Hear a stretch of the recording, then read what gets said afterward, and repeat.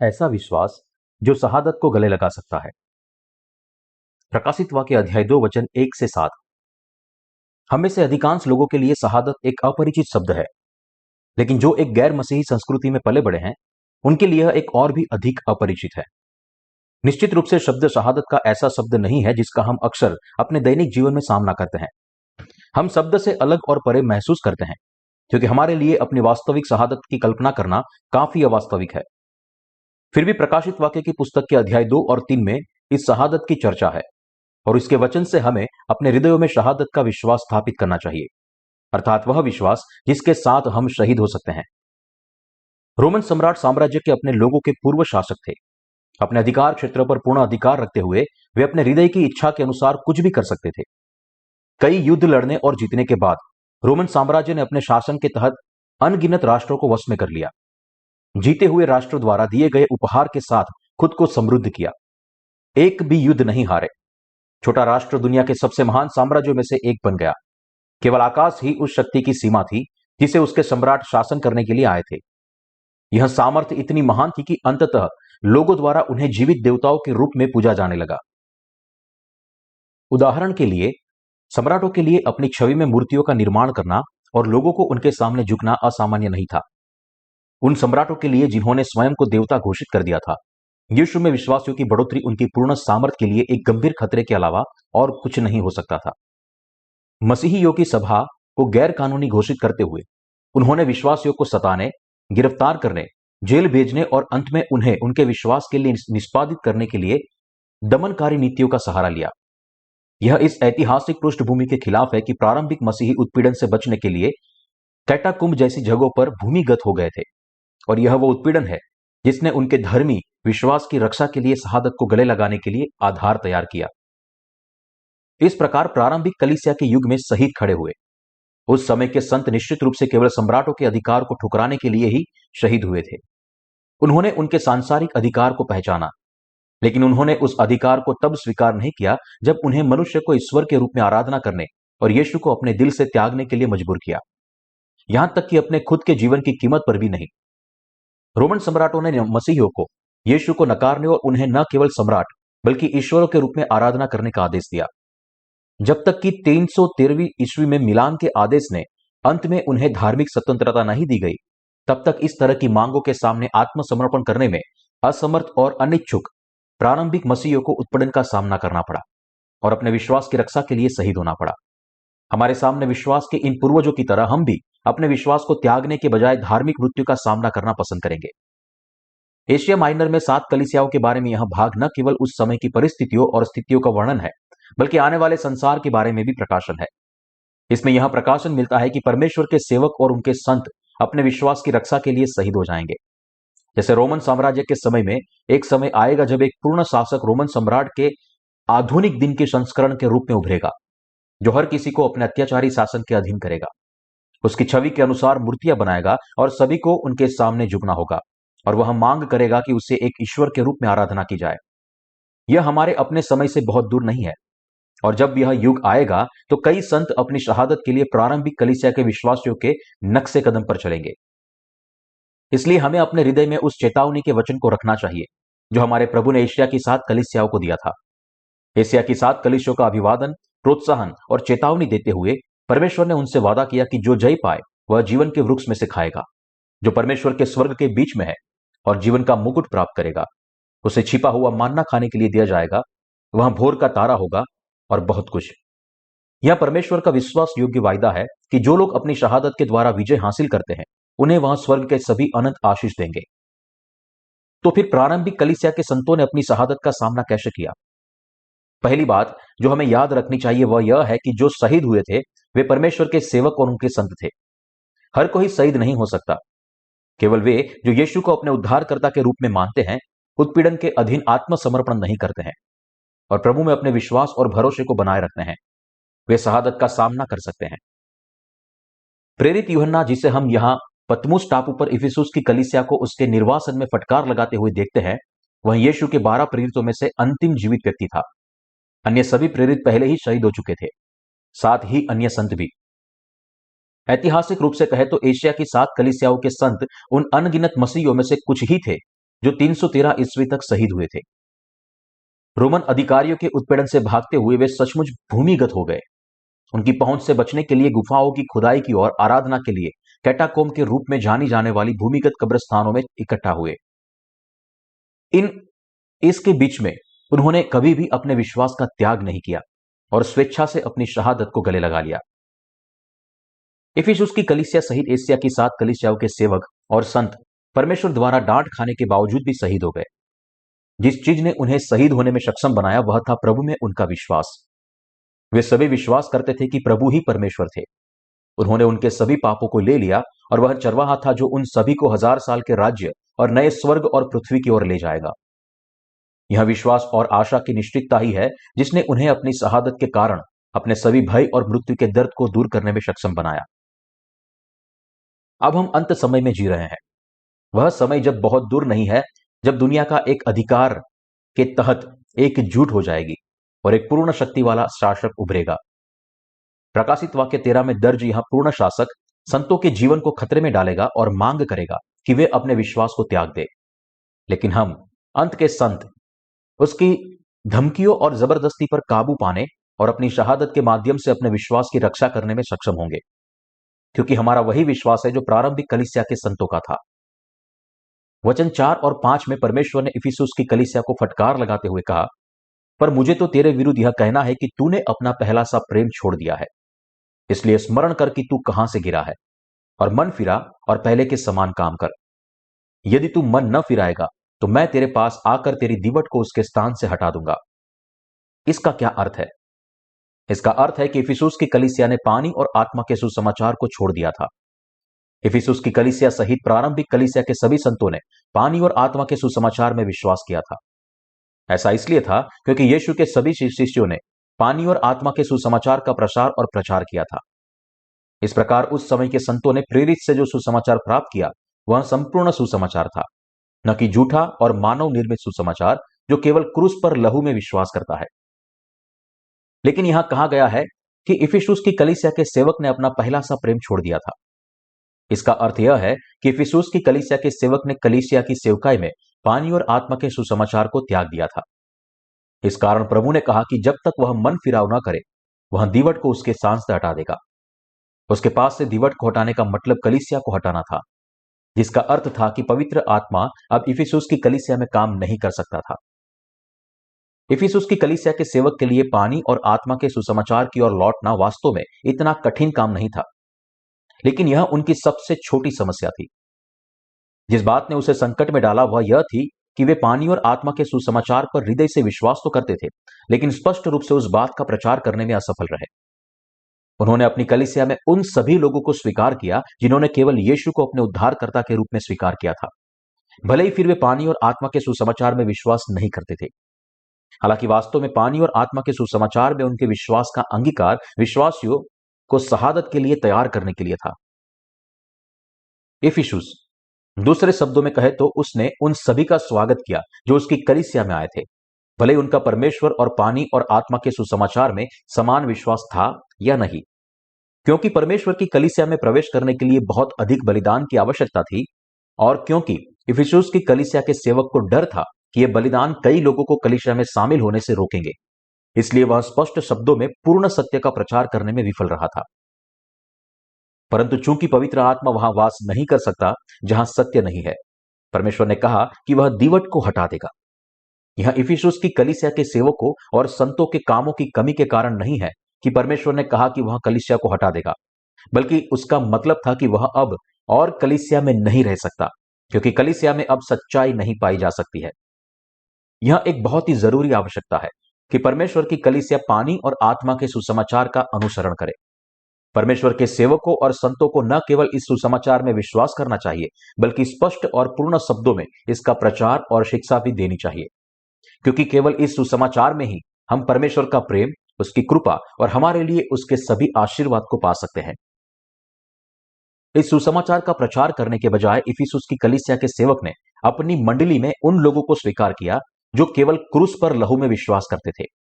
लेकिन यहां तक कि एक नया जन्म पाए हुए सेवक, संत या कलीसिया के लिए पानी और आत्मा के सुसमाचार पर, जिसने यीशु के बपतिस्मा और क्रूस पर उसके लहू से हमारे सारे पापों को ले लिया था, विश्वास करना लेकिन प्रचार न करना हमारे प्रभु के सारे वचनों को बेकार बनाता है। भले ही हम प्रभु की आंखों के सामने पर्याप्त नहीं है, यदि हम इस सुसमाचार में विश्वास करते हैं और इसका प्रचार करते हैं, तो प्रभु पवित्र आत्मा के रूप में हम में निवास कर सकते हैं और कार्य कर सकते हैं। भले ही परमेश्वर के सेवक या संत कमियों से भरे हो, प्रभु उन्हें अपने वचन के माध्यम से सिखा सकते हैं और उनका नेतृत्व कर सकते हैं। पानी और आत्मा की कलीसिया में पवित्र आत्मा पाया जाता है, और इसमें पवित्र आत्मा की उपस्थिति का मतलब है कि कलीसिया पवित्र है। यदि परमेश्वर के सेवक या संत पानी और आत्मा के सुसमाचार का प्रचार नहीं करते हैं, तो उनके लिए कोई पवित्रता नहीं है। वे यह कहने में सक्षम हो सकते हैं कि उनके पास अब पाप नहीं है, लेकिन पवित्रता उनके पास नहीं मिल सकती जो पानी और आत्मा के सुसमाचार का प्रचार नहीं करते हैं। पानी और आत्मा का यह सुसमाचार वह सुसमाचार है जिस पर प्रारंभिक कलीसिया के संत विश्वास करते थे।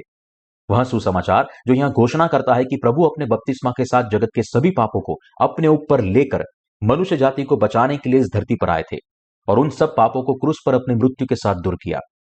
उसने अपने बपतिस्मे से हमारी सभी कमजोरियों और कमियों को दूर किया। परमेश्वर ने हमारे सभी पापों को हमारी कमजोरी और कमियों से दूर कर दिया और वह हमारा अनंत चरवाहा बन गया है। इतनी प्रचुर मात्रा में आशीषित होने के बाद कोई व्यक्ति कैसे रोमन सम्राट के लिए प्रभु को बदल सकता है और अपने परमेश्वर के रूप में एक मात्र नश्वर मनुष्य की आराधना कर सकता है? क्योंकि परमेश्वर का अनुग्रह इतना महान और इतना प्रचुर था, न तो प्रलोभन और न ही रोमन सम्राट की धमकी संतों को उसके प्रेम को अस्वीकार करने के लिए मजबूर कर सकती थी, और उन्होंने स्वेच्छा से और खुशी से अपने विश्वास की रक्षा के लिए शहादत को गले लगा लिया। उन्होंने उन दोनों खतरों का विरोध किया जो उन्होंने अपने विश्वास को त्यागने के लिए मजबूर करने की मांग करते थे, और भौतिक लाभ के लिए अपने विश्वास को त्यागने के लिए, उन्हें लुभाने के लिए, उन्हें सार्वजनिक अधिकारियों के लिए नियुक्त करने का प्रयास करते थे। कोई भी चीज उन्हें अपने विश्वास को त्यागने और अपने परमेश्वर को त्यागने के लिए मजबूर नहीं कर सकती थी, और यह अमर विश्वास ही उन्हें शहीद होने में सक्षम बनाता है। शहीदों के हृदय परमेश्वर के उस अनुग्रह और प्रेम के लिए धन्यवाद से भरे हुए थे जिसने उन्हें पानी और आत्मा के सुसमाचार के द्वारा उनके पापों से छुटकारा दिलाया था। जिन लोगों का विश्वास परमेश्वर के उस प्रेम के साथ विश्वासघात नहीं कर सका जिसने उन्हें उनके पापों से हमेशा के लिए छुटकारा दिलाया था, उन्होंने धर्म त्याग के बजाय शहादत को गले लगा लिया। जिस प्रकार रोमन सम्राटों ने प्रारंभिक कलीसिया के संतों से उसकी दिव्यता को पहचानने और उन्हें देवताओं के रूप में आराधना करने की मांग की थी, उसी प्रकार वह समय भी जल्द आएगा जब हम भी अपने विश्वास को त्यागने के लिए मजबूर होंगे। जब ऐसा होता है तो हमें विश्वास के पूर्वजों के नक्शे कदम पर चलना चाहिए और शहादत के साथ अपने विश्वास की रक्षा करनी चाहिए। यद्यपि हम कमजोरियों से भरे हुए हैं, परमेश्वर ने हमसे इतना प्रेम किया है कि उसने हमारी सभी कमियों और पापों को अपने ऊपर ले लिया। भले ही हम उसकी महिमा के सामने कितने ही कमजोर क्यों ना हो, उसने हमें अपनी बाहों में स्वीकार कर लिया है। उसने न केवल हमें गले लगाया है, बल्कि उसने पाप और विनाश की सभी समस्याओं को हल किया है और हमें हमेशा के लिए अपनी संतान और उसकी दुल्हन बना दिया है। यही कारण है कि हम कभी भी उस पर अपने विश्वास के साथ विश्वासघात नहीं कर सकते, और यही कारण है कि हम स्वेच्छा से और खुशी खुशी उनके नाम के लिए शहादत को गले लगाएंगे। शहादत उस पहले प्रेम की रक्षा करना है जो परमेश्वर ने हमें दिया था। यह हमारी मानवीय भावनाओं का उत्पाद नहीं है, बल्कि इस विश्वास के कारण है कि परमेश्वर ने हमारी कमजोरियों और कमियों के बावजूद हमें अपनी सारी आशीषें दी है। यह हमारी इच्छा के बल पर नहीं है कि हम शहीद हो सकते हैं, बल्कि हमारे परमेश्वर की महानता में विश्वास के द्वारा है। बेशक ऐसे लोग हैं जो अपने देश या विचारधारा के लिए शहीद हो जाते हैं। इन लोगों का दृढ़ विश्वास है कि वे जिसे सही मानते हैं उसके लिए अपनी जान तक देने को तैयार है। लेकिन हमारा क्या? परमेश्वर की संतान जो पानी और आत्मा के द्वारा यीशु मसीह में अपने विश्वास के द्वारा नया जन्म प्राप्त किए हुए हैं, वे शहीद कैसे हो सकते हैं? हम शहीद हो सकते हैं क्योंकि हम उस सुसमाचार के लिए बहुत आभारी है जिसके साथ हमारे प्रभु ने हमें प्रेम किया और बचाया। क्योंकि परमेश्वर ने हमारी असंख्य कमियों के बावजूद हमें स्वीकार किया है, क्योंकि उसने हमें पवित्र आत्मा दिया है, और क्योंकि उसने हमें अपने लोग बनाया है और हमें उसकी उपस्थिति में अनंत काल तक जीने का आशीष दिया है, हम उसे कभी नहीं छोड़ सकते। परमेश्वर ने हमें नए स्वर्ग और पृथ्वी का भी वादा किया है, और केवल इसी आशा के लिए हम अपने विश्वास को नहीं छोड़ सकते, चाहे कुछ भी हो जाए। भले ही अंत के समय में मसीह विरोधी हमें धमकाता है और हमें सताता है, हम कभी भी अपने प्रभु और पानी और आत्मा के अपने सुसमाचार को अस्वीकार नहीं कर सकते। भले ही हमें मसीह विरोधी के चरणों में घसीटा जाए और मौत के घाट उतार दिया जाए, फिर भी हम परमेश्वर के उस अनुग्रह और प्रेम के साथ विश्वासघात नहीं कर सकते जिसने हमें बचाया है। जैसा कि कहा जाता है, हमारे शवों पर भी हम प्रभु को धोखा नहीं देंगे। हमें अन्य काम करने के लिए मजबूर किया जा सकता है, लेकिन एक चीज है जिसके आगे हम कभी नहीं झुकेंगे। हम मसीह के प्रेम को न तो छोड़ेंगे और ना ही धोखा देंगे, जिसने हमें बचाया है। क्या आपको लगता है कि मसीह विरोधी हम पर दया करेंगे क्योंकि हमारे अंदर कमियां हैं? बिल्कुल नहीं। वह दया नहीं करेंगे, लेकिन हमारे प्रभु ने हमें कितने कमजोर और अपूर्ण है, इस बात की परवाह न करते हुए हमारी जगह सारी समस्याओं को अपने ऊपर लेकर और न्याय सहन कर कर हमें संपूर्ण रीति से बचाया है। यही कारण है कि हम पानी और आत्मा के सुसमाचार के माध्यम से हमें छुटकारा देने वाले प्रभु के उद्धार के प्रेम को नहीं छोड़ सकते, और हम इस पहले प्रेम में अपने विश्वास को नहीं छोड़ सकते। किसी भी चीज को तब तक नहीं छोड़ा जा सकता जब तक उससे पहले अपने दिल में नहीं छोड़ देते। इसी तरह यदि हम अपने विश्वास को अपने दिलों की गहराई में रखते हैं, तो हम अपने विश्वास की रक्षा अंत तक कर सकते हैं। और फिर चाहे हम पर कितना भी खतरा आए, प्रलोभन या दबाव क्यों न डाला जाए, यदि हम अपने हृदय में अपने लिए परमेश्वर के अनमोल प्रेम को जानते हैं और यदि हम अंत तक इस प्रेम को थामे रहते हैं, तो हम अंतिम दिनों तक सुसमाचार की रक्षा कर सकते हैं। विश्वास से चलने वालों के लिए शहादत को गले लगाना कभी मुश्किल नहीं होगा। हम सबको अपनी शहादत की संभावना पर गंभीरता से विचार करना चाहिए। शहादत सिर्फ दर्द और पीड़ा सहना नहीं है। हमारी देह कुछ ऐसी है कि सुई का छोटा सा प्रहार भी असहनीय पीड़ा ला सकता है। शरीर के ऐसे दर्द को सहना शहादत के बारे में नहीं है, लेकिन शहादत का मतलब अपनी जान देना है। न केवल शारीरिक कष्ट सहना, बल्कि वास्तव में किसी की जान गंवाना ही शहादत है। जब मसीह विरोधी मांग करता है कि हम उसे बुलाए और उसे परमेश्वर के रूप में आराधना करें, तो हम अपनी मृत्यु तक उसका विरोध करेंगे, क्योंकि केवल परमेश्वर ही हमारे परमेश्वर है और केवल वही हमारी आराधना के पात्र है। यह उचित है कि हम उसके नाम की रक्षा के लिए शहीद हो जाए। हम किसी भी चीज के लिए इस विश्वास को बदल नहीं सकते। क्या मसीह विरोधी जो परमेश्वर को नकारता है और परमेश्वर के रूप में आराधना किए जाने की मांग करता है, वास्तव में इस तरह की आराधना के योग्य है? बिल्कुल नहीं। केवल परमेश्वर के पास दुनिया के ब्रह्मांड को बनाने की सामर्थ है। वह अकेले ही जीवन और मृत्यु पर अधिकार रखता है। वह अकेला ही निर्दोष, पाप रहित और पूरी सृष्टि के सामने पूरी तरह से धर्मी है, और वह अकेले ही दुनिया के सभी पापों को दूर करने की सामर्थ रखता है। फिर मसीह विरोधी के बारे में क्या? केवल एक चीज जो मसीह विरोधी के पास है, वह है सांसारिक शक्ति। यही कारण है कि हम अपने प्रभु को उसके लिए बदल नहीं सकते, और यही कारण है कि हम सर्व सामर्थी परमेश्वर पर अपने विश्वास को कभी भी धोखा नहीं दे सकते। परमेश्वर वह है जो निश्चित रूप से हमें अनंत काल के लिए आनंदित करेगा। वह उन लोगों को महिमामय देता है जिसमें पुनरुत्थान और यीशु पर विश्वास करने के द्वारा पाप रहित बनाया गया है, और उनके लिए 1000 साल के राज्य और नए स्वर्ग और पृथ्वी के द्वार खोलेगा। परंतु जो लोग मसीह विरोधी के सामने झुकेंगे, उन्हें अनंत दंड का सामना करना पड़ेगा और उन्हें शैतान के साथ नरक में डाल दिया जाएगा। यदि हम केवल क्षणिक पीड़ा और दर्द के डर से मसीह विरोधी के साथ खड़े होकर अपने अनंत सुख को फेंक देते हैं, तो ऐसा करना सबसे बड़ी मूर्खता होगी।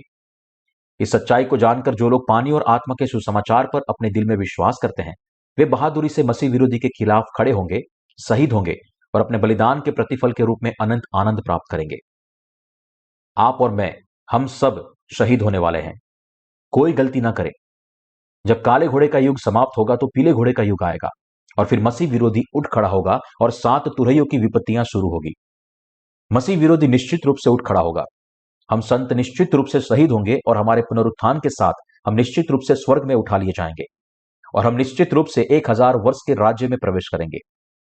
यही कारण है कि जब मसीह विरोधी हमें सताएगा और हमारी मृत्यु की मांग करेगा, तब हम सभी स्वेच्छा से शहीद हो जाएंगे। वो वादी क्लासिक फिल्मों में से एक कई मसीहियों को चित्रित करता है जिन्होंने अपने विश्वास की रक्षा के लिए अपनी जान दे दी और उन्हें मौत के घाट उतार दिया गया। फिल्म अपने आप में एक कल्पना है, लेकिन इसकी ऐतिहासिक पृष्ठभूमि पूरी तरह सच है। यानी कई मसीहियों ने अपने विश्वास की रक्षा के लिए अपने प्राणों को बलिदान दे दिया। उन्होंने ऐसा क्यों किया? क्योंकि रोमी अधिकारियों ने उनसे जो मांग की थी, परमेश्वर को नकारना, उसके स्थान पर अन्य देवताओं की आराधना करना और उनके विश्वास को त्याग देना, ऐसा कुछ नहीं था जिसे वे स्वीकार कर सकते थे। यदि उन्होंने रोमन सम्राटों की मांग के अनुसार अपने परमेश्वर को बदल दिया होता, तो वे सब कुछ बदल देते। सम्राट उनके देवता बन जाते, उन्हें अपने अत्याचार के अधीन कर लेते, और वे युद्ध में उन्हें मोहरे के रूप में इस्तेमाल करते और वे मर जाते। न तो उन्हें पाप से बचाया जाता, न ही वे नए स्वर्ग और पृथ्वी में प्रवेश करने में सक्षम होते। यही कारण है कि वे अपने विश्वास के साथ विश्वासघात नहीं कर सके और इसके बजाय खुशी और प्रशंसा में अपनी निश्चित मृत्यु का सामना करना चुका। जब वे मर रहे थे तब भी वे प्रभु की स्तुति कर रहे थे, क्योंकि उनकी आशा उनके मृत्यु के दर्द से कहीं अधिक थी। पानी और आत्मा के सुसमाचार की रक्षा करने में हमारे लिए अत्यंत महत्वपूर्ण है। हमारे लिए आशा में जीवना भी अनिवार्य है कि विश्वास करते हुए हमारी मृत्यु से परे खुशी और महिमा से भरी एक दुनिया, अनंत जीवन की प्रतीक्षा है। क्या आपने कभी प्रभु के लिए कष्ट सहे हैं? क्या आपने वास्तव में कभी अपनी कमियां या गलतियों के कारण नहीं, बल्कि प्रभु के लिए कष्ट उठाया है? यदि हमारा दुख प्रभु के लिए है तो हमारे सभी दुख और सभी बड़े आनंद में बदल जाएंगे। जैसा कि प्रेरित पौलुस ने इस आनंद को व्यक्त किया, क्योंकि मैं समझता हूं कि इस समय के दुख और क्लेश उस महिमा के सामने जो हम पर प्रकट होने वाली है कुछ भी नहीं है। रोमियो अध्याय 8 वचन 18। क्योंकि उस महिमा का आनंद जो हम में प्रकट होगा प्रभु के लिए हमारे कष्टों के दर्द से बहुत अधिक है। हमारे सभी वर्तमान कष्ट हमारे विश्वास के महान आनंद और खुशी के नीचे दब जाएंगे।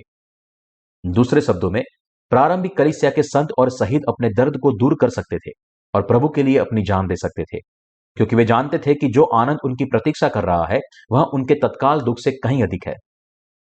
उनकी शहादत उनके दर्द को सहने और दुख सहने की उनकी क्षमता का उत्पाद नहीं थी, बल्कि उस महिमा के लिए उनकी आशा थी जो उनका इंतजार कर रही थी।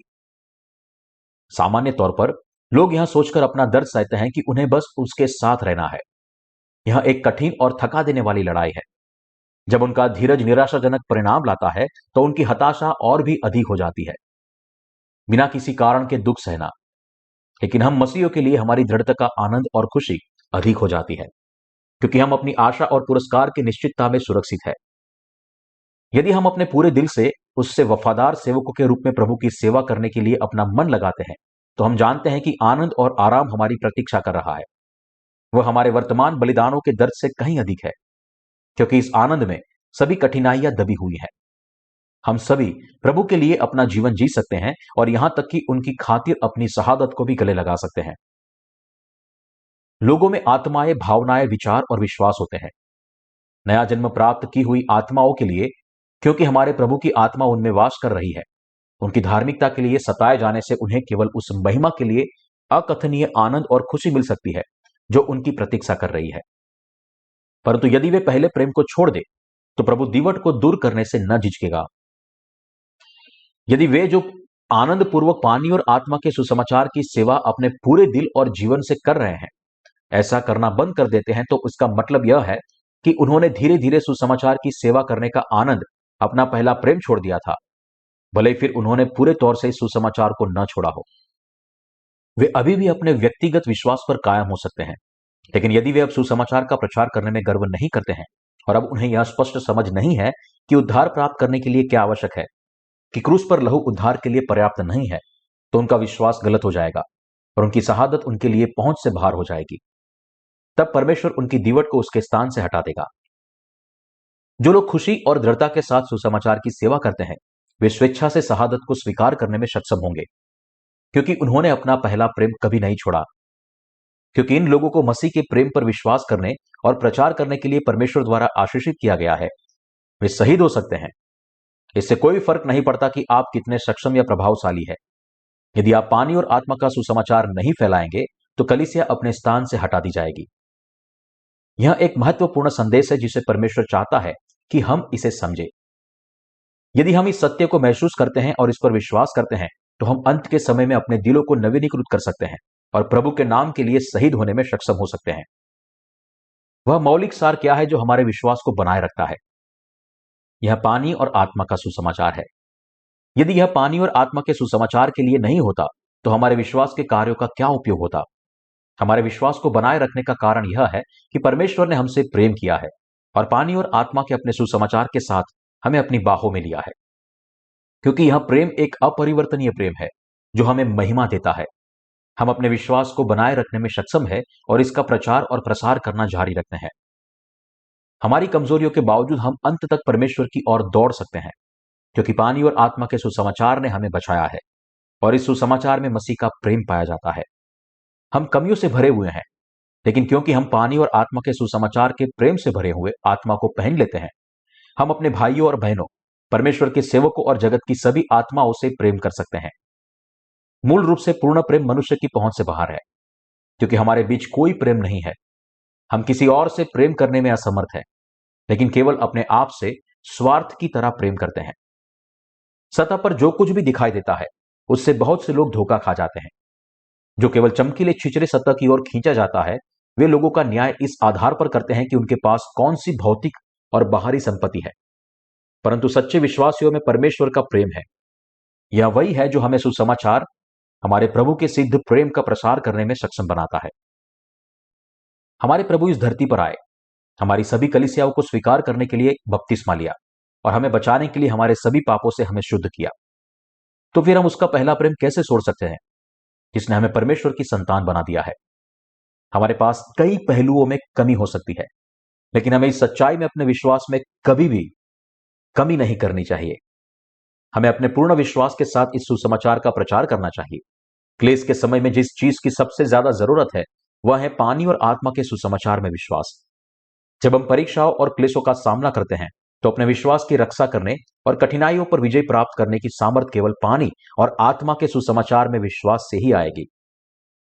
यह इस सुसमाचार की सामर्थ्य से है कि हमारे चेहरे खुशी से चमक सकते हैं, भले ही हम अनगिनत संघर्षों से थक जाते हैं, जिनका हम अपने दैहिक जीवन में सामना करते हैं। यह हमारे प्रभु का प्रेम है। कभी कभी लोग कानूनी जाल में फंस जाते हैं। वे सोचते हैं कि उन्होंने जो किया है उसके लिए परमेश्वर ने उन्हें आशीष दिया है। मैं निश्चित रूप से यह सुझाव नहीं दूंगा कि यह पूरी तरह से झूठ है, क्योंकि प्रभु ने कहा था कि उनसे प्रेम करेगा जो उससे प्रेम करता है। लेकिन ऐसा नहीं है कि हमने जो किया है उसके कारण परमेश्वर ने हमें इतना प्रेम किया है कि हमें पाप रहित बना दिया, क्योंकि परमेश्वर उन सभी वादों को जानता है जो उसने हमसे किए हैं, और क्योंकि वह हमारे सभी पापों को जानता है, उसने अपनी सिद्ध इच्छा से और प्रेम में हमें गले लगाया और हमें संपूर्ण बनाया। उनके आशीष से ही हम आनंद में जी सकते हैं। यह इसलिए है क्योंकि परमेश्वर ने हमें अपने लोग और सच्चे सेवक बनाए हैं, ताकि हम प्रभु के लिए काम कर सके, उनकी महिमा को पहचान सके और दूसरों को सुसमाचार का प्रचार कर सके, और समय आने पर उनके नाम के लिए शहीद हो सके। वह वो है जो हमें इन सभी चीजों को करने में सक्षम बनाता है। कुओ वादी में शहीद होने वाली महिला शहीदों को मृत्यु के समय भी प्रभु की स्तुति गाने की सामर्थ कहां से मिली? उन्होंने हमारे प्रभु के प्रेम में सामर्थ पाई, क्योंकि मसीह का प्रेम इतना महान था, वे महिमा के साथ शहीदी को गले लगा सके। यही सिद्धांत हमारे अपने जीवन पर भी लागू होता है। हम अपना जीवन जीते हैं क्योंकि प्रभु ने हमें ऐसा करने के लिए सक्षम बनाया है। यह हमारे अपने कर्मों के लिए नहीं है कि हम परमेश्वर की संतान और सेवकों के रूप में जीवन जीते हैं। हमने इसके लायक कुछ नहीं किया है।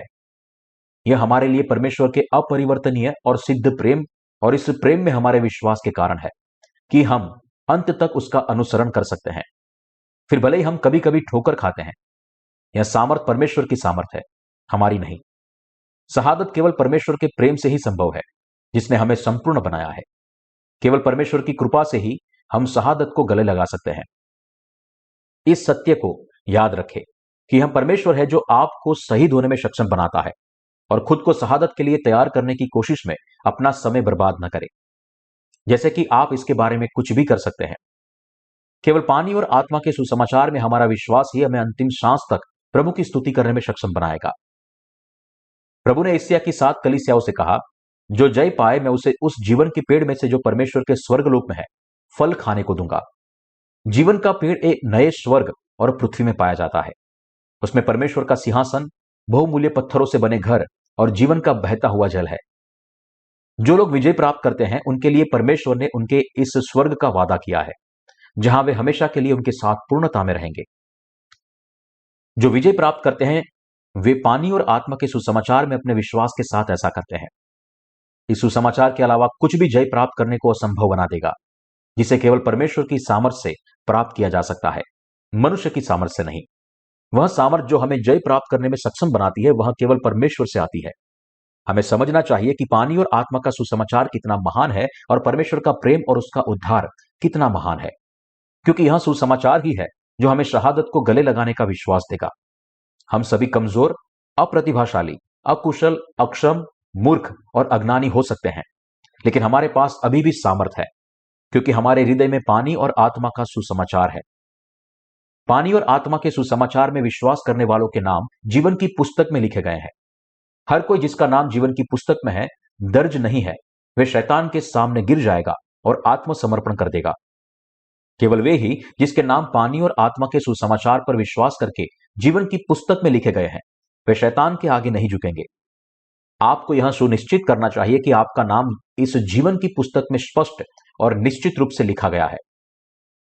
जब हम शहीद होंगे तो यह हमारे विश्वास से होगा।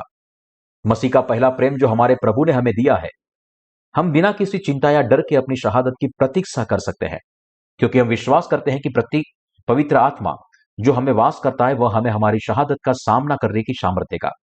क्योंकि शहादत की पीड़ा की तुलना उस स्वर्ग की महिमा से नहीं की जा सकती, और उसके बजाय अनमोल सुसमाचार की रक्षा के लिए अपनी शहादत को साहसपूर्वक गले लगाते हैं।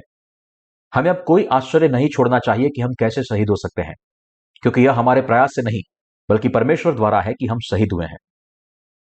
मुझे यकीन है कि किसी दिन लाउड स्पीकर के माध्यम से निम्नलिखित घोषणा की जाएगी, प्रिय नागरिकों, यह चिन्ह प्राप्त करने का अंतिम दिन है। आज चंद नागरिकों को ही चिन्ह मिलेगा। हम अब तक अपने सहयोग के लिए बहुत आभारी है। चिन्ह प्राप्त करना आपके लिए बहुत अच्छा और अपरिहार्य है, क्योंकि यह हमारे देश की व्यवस्था स्थापित करता है। तो कृपया सिटी हॉल में आए और जल्द से जल्द चिन्ह प्राप्त करें। मैं फिर आपसे कहता हूं कि आपके लिए यह चिन्ह प्राप्त करने का अंतिम दिन है। जो लोग आज नियत समय तक चिन्ह प्राप्त नहीं करते हैं, उन्हें कड़ी सजा दी जाएगी। अब इसे स्पष्ट करने के लिए मैं उन लोगों के नाम बोलूंगा जिन्हें अभी तक चिन्ह नहीं मिला है। बेशक यह एक कल्पना है, लेकिन निकट भविष्य में ऐसी चीजें जरूर होंगी। प्रारंभिक कलीसिया के विश्वासी ने एक दूसरे को मछली के चिन्ह से पहचाना।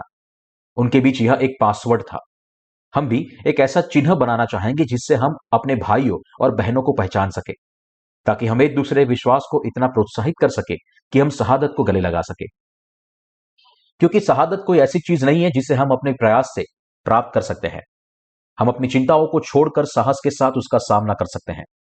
हमारी धार्मिक मृत्यु से पहले डरने की कोई बात नहीं है।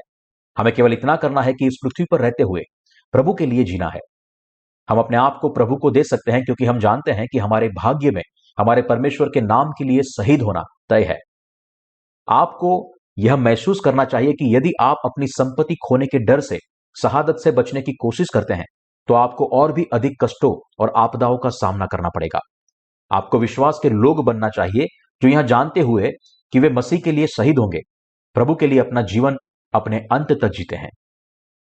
जब हमें पता चलता है कि हम शहीद हो जाएंगे, तो हम अपने विश्वास, मन और अपने वास्तविक जीवन में समझदार हो जाएंगे। यह ज्ञान हमारी मूर्खता का इलाज है, जिससे हम सभी सांसारिक आसक्तियों को पीछे छोड़ सकते हैं। इसका मतलब यही नहीं है कि हमें अपना जीवन देना होगा, बल्कि यह कि हम प्रभु के लिए जिएंगे। जब तक परमेश्वर की सामर्थ शैतान को अथाह गड्ढे में नहीं फेंक देती, तब तक हम उस प्रभु के लिए जीते हैं जिसने हमें बनाया है। शैतान और मसीह विरोधी से लड़े और उस पर विजय प्राप्त करे, और विजय की सारी महिमा केवल परमेश्वर को ही दे। परमेश्वर हमारे द्वारा महिमा पाना चाहता है। मैं प्रभु को धन्यवाद देता हूं कि उन्होंने हमें अपने विश्वास के साथ महिमा देने की अनुमति दी। इसने हमें इतना कुछ दिया है।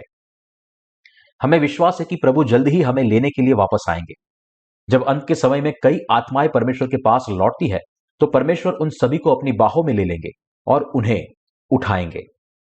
जैसा कि प्रकाशित वाक्य अध्याय 3 वचन 10 में परमेश्वर ने फिलदिल्फिया की कलीसिया से कहा, तूने मेरे धीरज के वचनों को थामा है, इसलिए मैं भी तुझे परीक्षा के उस समय बचा रखूंगा जो पृथ्वी पर रहने वालों के परखने के लिए सारे संसार पर आने वाला है। परमेश्वर निश्चित रूप से अपने वादे के वचन को पूरा करेगा। तूने मेरे धीरज के वचन को थामा है। इसके द्वारा परमेश्वर संतों के विश्वास योग्य जीवन की बात कर रहा है। इसका अर्थ है कि वे अपने विश्वास पर दृढ़ रहें, भले ही दूसरे लोग उनसे कुछ भी कहे या कर रहे हो। जब परमेश्वर कहता है कि वह मैं तुझे परीक्षा के समय बचा रखूंगा, तो वह कह रहा है कि उन्होंने दृढ़ रहने की उसकी आज्ञा का पालन किया है। वे विश्वास की परीक्षाओं से छूट जाएंगे। दूसरे शब्दों में, जब क्लेश और शहादत का समय आएगा, जब हम सेवा और प्रार्थना के अपने दैनिक जीवन में ईमानदारी से आगे बढ़ते हैं, तो परमेश्वर हमें दूर भगा देगा। जब हम अपने मन में ठान लेते हैं कि हमें शहीद होना है, तो हमारा हृदय सभी मलबे से साफ हो जाएगा और इसके परिणाम स्वरूप हमारा विश्वास और भी मजबूत हो जाएगा। हमें परमेश्वर के सामने विश्वास से अपना वर्तमान जीवन को परमेश्वर के उस वादे को याद करके जीना चाहिए कि हमारी शहादत के साथ हम सभी को परीक्षा की घड़ी से दूर रखा जाएगा। संक्षेप में हमें अपने विश्वास से जीना चाहिए। आज का युग प्रकाशित वाक्य का युग है।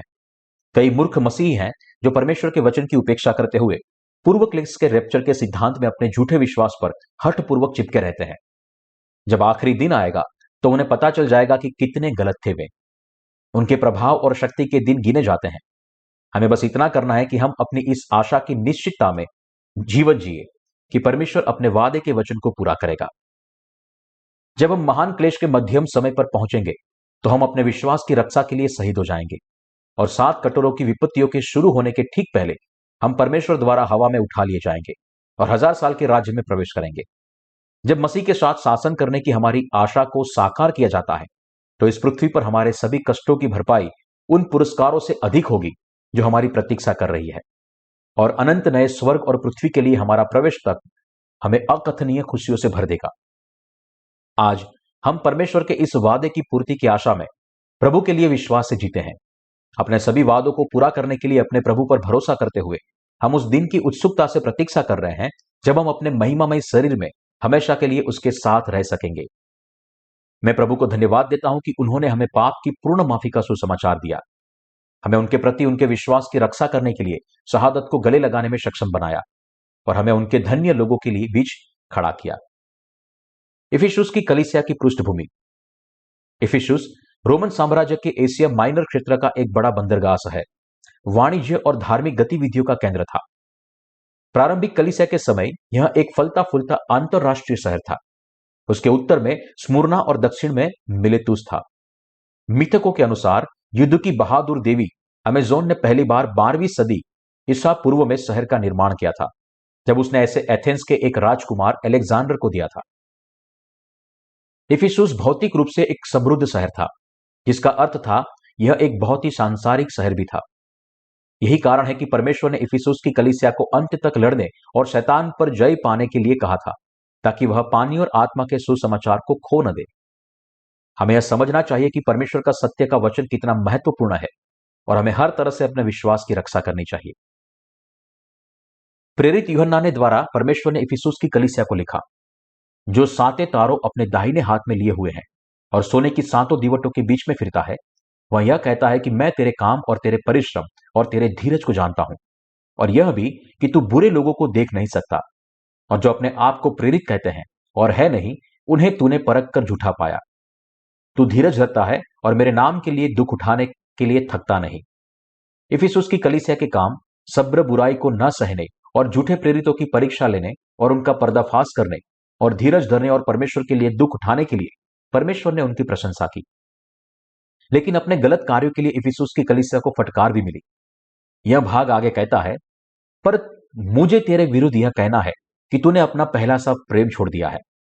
इसलिए स्मरण कर कि तू कहां से गिरा है और मन फिरा और पहले के समान काम कर। यदि तू मन न फिराएगा तो मैं तेरे पास आकर तेरी दीवट को उसके स्थान से हटा दूंगा।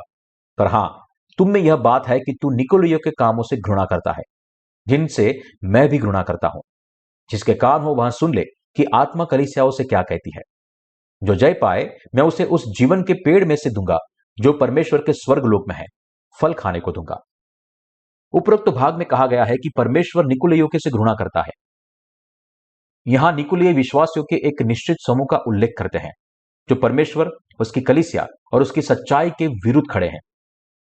निकुलियों ने जो किया था उसे बाद में पिरगमुन की कलीसिया को निर्देशित करते हुए और अधिक विस्तार से बताया गया है। निकुलियों के गलत कार्य। प्रकाशित वाक्य अध्याय 2 वचन 14 कहता है, पर मुझे तेरे विरुद्ध कुछ बातें कहनी है, क्योंकि तेरे यहां कुछ ऐसे हैं जो बालाम की शिक्षा को मानते हैं, जिसने बालक को इजरायलियों के आगे ठोकर का कारण रखना सिखाया कि वे मूर्तियों पर चढ़ाई गई वस्तुएं खाए और व्यभिचार करे। इस भाग के दूसरे संदर्भ गिनती की किताब अध्याय 22 में पाया जाता है, जहां बोआब के राजा बालाक की कहानी दर्ज है। मिस्र से निर्गमन के बाद जब इजरायली कनान के मोआब के आराब में पहुंचे, तब तक वे देश के 7 गोत्रों को जीत चुके थे, जैसे बैल मैदान की घास को खाता है। इस विजय के बारे में सुनकर बालाक अपने परमेश्वर से भयभीत हो गया, क्योंकि उसे डर था कि मोआबियों की हालत भी पहले से ही विजय प्राप्त गोत्रों के अनुसार होगा।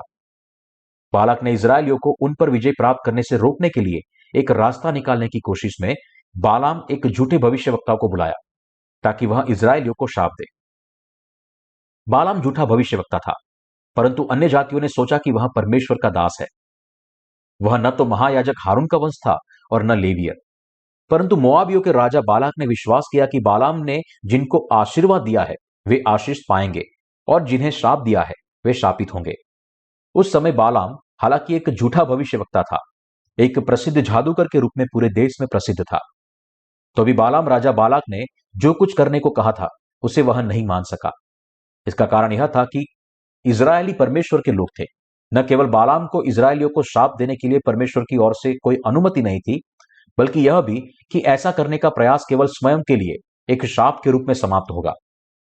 परमेश्वर की आत्मिक सामर्थ्य से अभिभूत बालाम वास्तव में इजरायलियों को आशीर्वाद देने के अलावा कुछ नहीं कर सकता था।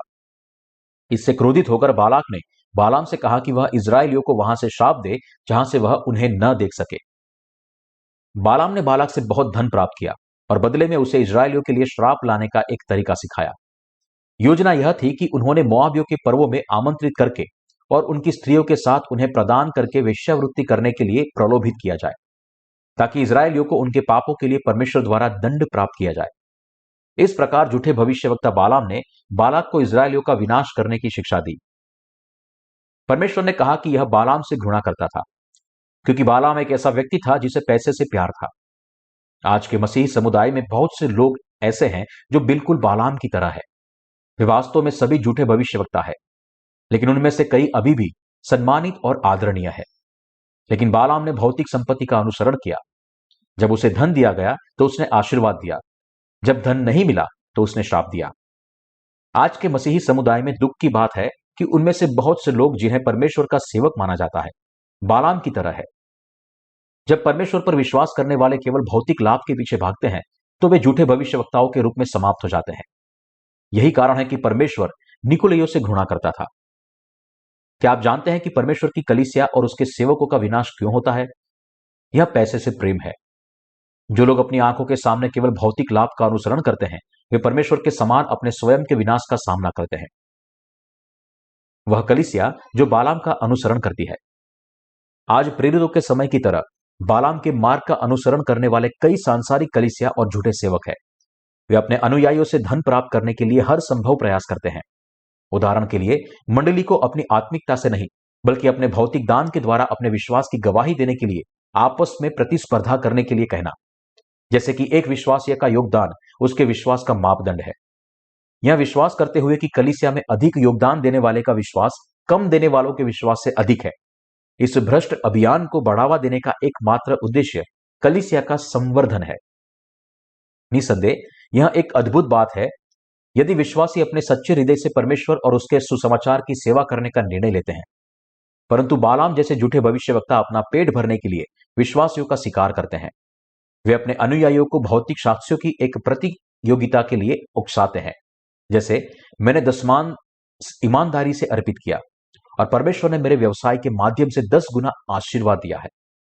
बालाम द्वारा धोखा खाने के द्वारा विश्वासियों को लगता है कि यह सच्चे विश्वास का मार्ग है, जबकि वास्तव में यह उनके आत्मिक और भौतिक दरिद्रता, झूठे अभिमान और अंत में उनके खुद के विनाश का मार्ग है। निकोलइयों के काम बालाम के काम के अलावा और कुछ नहीं है।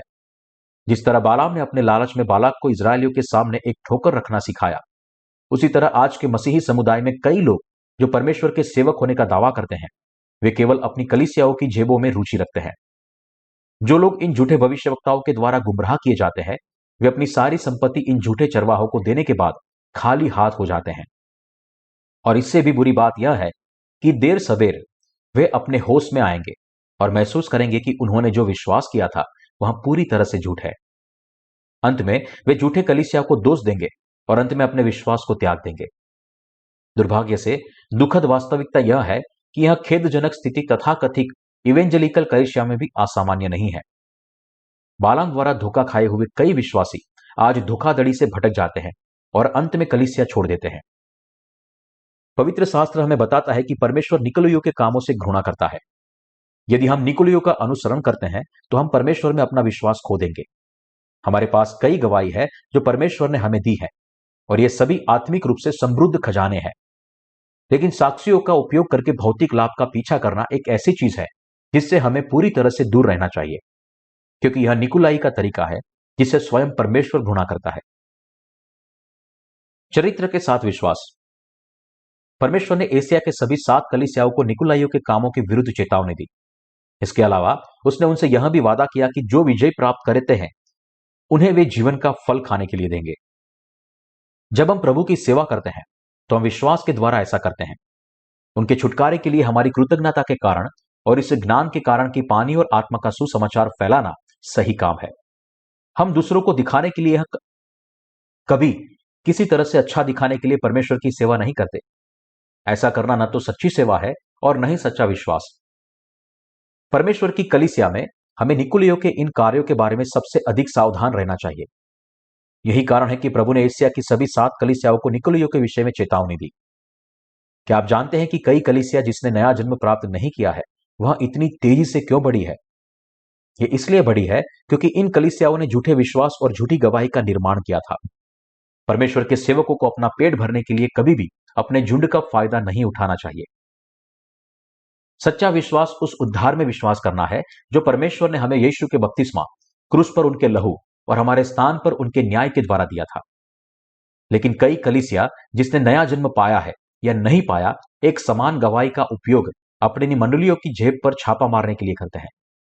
आपको यह पहचानने के लिए सावधान और बुद्धिमान होना चाहिए कि सच्चाई गवाही आपके विश्वास के लिए उन्नति कर रही है और परमेश्वर की महिमा कर रही है, जबकि झूठी गवाही आपके लिए एक झाल के समान होगी। आज की दुनिया की सभी सबसे धनिक कलीसिया का नेतृत्व बालाम के समान सेवकों द्वारा किया जाता है। कलीसिया के अगुवे जो बालाम के मार्ग का अनुसरण करते हैं, केवल अपने भौतिक हितों के लिए अपने अनुयायियों का शोषण करने के लिए अपनी कलीसिया का उपयोग करते हैं। बालाम जैसे मसीही अगुवे अपने अनुयायियों को भौतिक साक्ष्यों की प्रतियोगिता के लिए उकसाकर उनसे पैसे छीन लेते हैं। मैं उनके कामों से अत्यधिक घृणा करता हूं। विश्वास का सच्चा जीवन किसी और से नहीं बल्कि विश्वास से शुरू होता है। हमें इतना बुद्धिमान होना चाहिए कि हम उन निकुलियों के झालों से बच सके जिन्हें शैतान ने खड़ा किया है। हर किसी को पता होना चाहिए कि निकुलियों के काम क्या है और शैतान के सेवकों द्वारा धोखा नहीं खाना चाहिए जिनके लालच की कोई सीमा नहीं है। इस संबंध में विशेष रूप से परमेश्वर के सेवकों को बेहद सावधान रहना चाहिए। इसमें सेवक हम भी शामिल है। जब सेवक अपनी भौतिक संपत्ति से अत्यधिक चिंतित हो जाते हैं, वे कौन सी कार चलाते हैं, उनके घर कितने बड़े हैं, उनके पास कितनी अचल संपत्ति है, उनके बैंक खाते में कितने बड़े पैसे हैं, वे अंत में अपनी कलीसिया को भ्रष्ट कर देंगे, उन्हें निकुलियों के मार्ग पर ले जाएंगे। परमेश्वर ने एशिया की 7 कलीसियाओं से कहा कि वे इस मुद्दे पर विशेष ध्यान दें। बालाम के विश्वास का व्यक्ति केवल भौतिक लाभ, आत्म महिमा की तलाश करता है और अंत में एक पंथ का संस्थापक बनने का इरादा रखता है। परमेश्वर की कलीसिया को स्वयं भौतिक संपत्ति की तलाश नहीं करनी चाहिए। जैसा कि परमेश्वर ने हमसे वादा किया है कि वह उन लोगों को आशीष देगा जो पानी और आत्मा के सुसमाचार का अनुसरण करते हैं। हमें अपनी भौतिक संपत्ति का उपयोग सुसमाचार का प्रचार करने के लिए करना चाहिए, न कि उन्हें इस पृथ्वी पर संग्रहित करने के लिए। झूठे चरवाहों को ठुकरा दो। यहां तक कि यदि नया जन्म प्राप्त करने वाले विश्वासी निकुलियों की झाल में फंस गए तो उन्हें भी बर्बाद कर दिया जाएगा। शुरू में वे सोच सकते हैं कि ऐसे अगुवों का विश्वास अद्भुत और मजबूत है, लेकिन झूठे चरवाहों का धोखा उन्हें अंत में उनके विनाश की ओर ले जाएगा। परमेश्वर ने इफिसुस की कलीसिया के दूत से कहा कि वह निकुलियों के कामों से घृणा करता है। हर कोई जो निकुलियों के द्वारा फंसा हुआ है उसे निश्चितता है कि विनाश उनका सामना करेगा, चाहे वह नया जन्म पाया हुआ विश्वासी हो, परमेश्वर का सेवक हो या कोई और। निकुलियों द्वारा फंस जाने पर विनाश निश्चित है। जैसे एक बुरा चरवाहा झुंड को मौत की ओर ले जाता है, वैसे ही झूठे भविष्यवक्ता श्राप देते हैं। यही कारण है कि परमेश्वर ने अपने सेवकों से कहा कि मेरे मेमने को चराओ। परमेश्वर के सेवकों को विश्वास का पालन पोषण करना चाहिए, क्योंकि चरवाहे उनके मेमने की देखभाल करते हैं, उन्हें खतरे से बचाते हैं और उनकी जरूरतों का ख्याल भी रखते हैं। चरवाहों के रूप में उन्हें यह सुनिश्चित करना चाहिए कि उनके झुंड भटक न जाए। पता करें कि उनके सामने कौन से खतरे छिपे हो सकते हैं और उन्हें ऐसे खतरों के करीब आने से रोकना चाहिए। मैंने उन लोगों से सुना जो वास्तव में भेड़ें पालते हैं कि वे सबसे जिद्दी जानवरों में से एक है। क्या हम परमेश्वर के सामने इन हठीली भेड़ों की तरह नहीं है? हमें मेमनों के रूपक का इस्तेमाल करके इन परमेश्वर के पास एक अच्छा कारण था, क्योंकि वह अच्छी तरह जानते थे कि हम अपने मूल स्वभाव में कितने जिद्दी है। क्यों परमेश्वर ने एशिया के 7 कलीसियाओं के बार निकोलियो, इजेबेल और बालाम के कामों के बारे में बात की। उसने यह वादा क्यों किया कि जो विजय प्राप्त करे उन्हें वह जीवन का पेड़ खाने को देगा। उसने हमें झूठे भविष्यवक्ताओं के धोखे से सावधान रहने की शिक्षा देने के लिए ऐसा किया। हमें परमेश्वर के वचन पर मनन करना चाहिए और अपने आप से पूछना चाहिए कि पानी और आत्मा का सच्चा सुसमाचार क्या है। परमेश्वर के वचन को कुछ मानवीय शिक्षाओं के साथ मिलाने और इसे उचित रूप से व्यवस्थित करने का अर्थ यह नहीं है कि यह सुसमाचार है।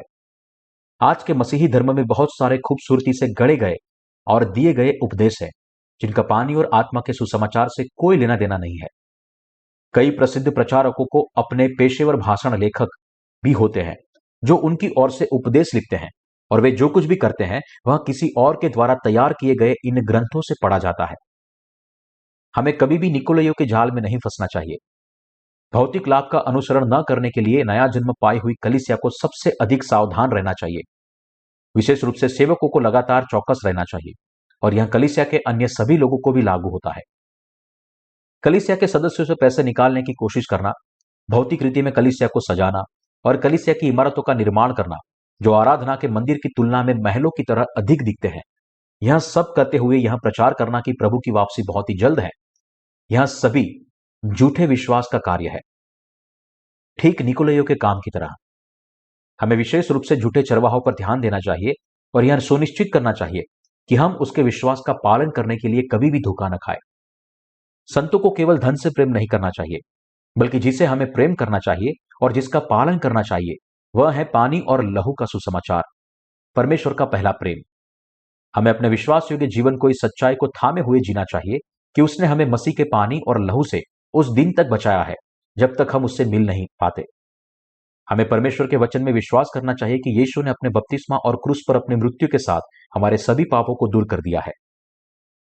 जो लोग निकोलइयों का अनुसरण करते हैं वे कभी भी पानी और आत्मा के सुसमाचार का प्रचार नहीं करते हैं। उन्हें पानी और आत्मा की दिलचस्पी नहीं है। आज के बालाम यही है जिसने इजरायलियों को ठोकर खिलाई और उनका विनाश किया। आपको यह याद रखना चाहिए। अंत में बालाम को यहोशू ने मार डाला। जैसा कि यहोशू की पुस्तक में लिखा है, यह झूठा भविष्यवक्ता यहोशू की तलवार से मारा गया जब इजरायलियों ने कनान पर विजय प्राप्त की। बालाम इसलिए मारा गया क्योंकि वह परमेश्वर का सच्चा सेवक नहीं था। वे सभी जो मसीह के नाम का उपयोग निर्दोष विश्वासियों का शोषण करने और अपना पेट भरने के लिए करते हैं, वे आज के बालाम है। हमें यह याद रखना चाहिए कि बालाम ने अपने लालच को पूरा करने के लिए हर सुलभ साधन का इस्तेमाल किया। परमेश्वर ने इफिसुस की कलीसिया के सेवकों से कहा, जो जय पाए मैं उसे जीवन के पेड़ में से जो परमेश्वर के स्वर्ग लोक में है फल खाने को दूंगा। दूसरे शब्दों में कहे तो इस भाग का अर्थ यह भी है कि जो लड़खड़ाते और हारते हैं वे मर जाएंगे। बालाम के मार्ग पर चलना हारना है, अपनी खुद की मृत्यु का मार्ग। परमेश्वर ने हमें चेतावनी की दी का अपना वचन भी दिया ताकि हम निकोलइयों के जाल में न फंसे, और मैं इसके लिए उनका धन्यवाद करता हूं। यह मेरी सच्ची आशा और प्रार्थना है कि आप भौतिक प्रलोभनों के आगे नहीं झुकेंगे और अंत में अपने लालच के लिए परमेश्वर का त्याग नहीं करेंगे और परमेश्वर के द्वारा त्यागे नहीं जाएंगे।